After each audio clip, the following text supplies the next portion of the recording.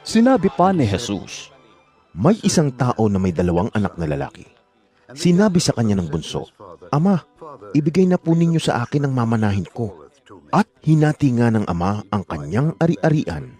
Pagkalipas ng ilang araw, ipinagbili ng bunso ang kanyang bahagi at nagpunta sa malayong lupain. Nilustay niya roon sa mga bisyo ang lahat niyang kayamanan.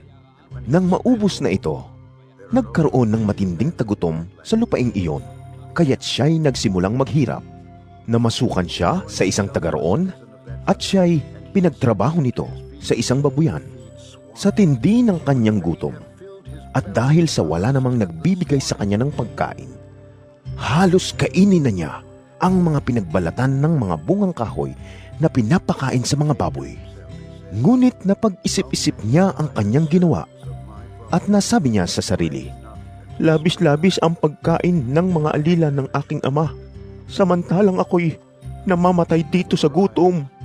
Babalik ako sa aking ama at sasabihin ko sa kanya, Ama, nagkasala po ako sa Diyos at sa inyo. Hindi na po ako karapat-dapat na tawaging anak ninyo. Ibilang na lamang ninyo akong isa sa inyong mga alila. At siya'y nagpasyang umuwi sa kanila. Malayo pa'y natanaw na siya ng kanyang ama. At dahil sa matinding awa, ay patakbo siyang sinalubong, niyakap at hinalikan. Sinabi ng anak, Ama, nagkasala po ako sa Diyos at sa inyo. Hindi na po ako karapat-dapat na tawaging anak ninyo.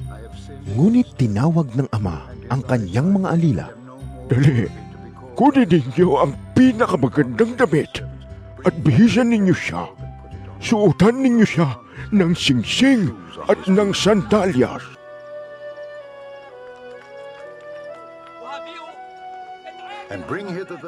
Katayin ninyo ang pinatabang guya at tayo'y kumain at magdiwang.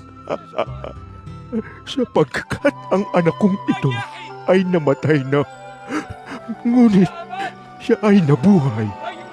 Nawala, ngunit muling natagpuan. At sila nga'y nagdiwang. Nasa bukid noon ang anak na panganay. Nang umuwi siya at malapit na sa bahay, narinig niya ang tugtugan at sayawan. Tinawag niya ang isang utusan at tinanong, Bakit? Anong mayroon sa atin? Dumating po ang inyong kapatid. Sagot ng alila. Ipinapatay po ng inyong ama ang pinatabang guya dahil ang inyong kapatid ay nakabalik ng buhay at walang sakit. Nagalit ang panganay at ayaw niyang pumasok sa bahay. Pinuntahan siya ng kanyang ama at pinakiusapan. Ngunit sumagot siya, Pinaglingkuran ko kayo sa loob ng maraming taon at kailan may hindi ko kayo sinuway. Ngunit ni Minsay, hindi ninyo ako binigyan ng kahit isang maliit na kambing para magkasayahan kami ng aking mga kaibigan. Subalit nang dumating ang anak ninyong ito na lumustay ng inyong kayamanan sa masasamang babae, ipinagpatay pa ninyo siya ng pinatabang guya. Sumagot ang ama, Anak, lagi kitang kapiling at ang lahat ng aking ari-arian ay sa iyo. Nararapat lang na tayo'y magsaya at magdiwang sapagkat namatay na ang kapatid mo, ngunit nabuhay, nawala, ngunit muling natagpuan.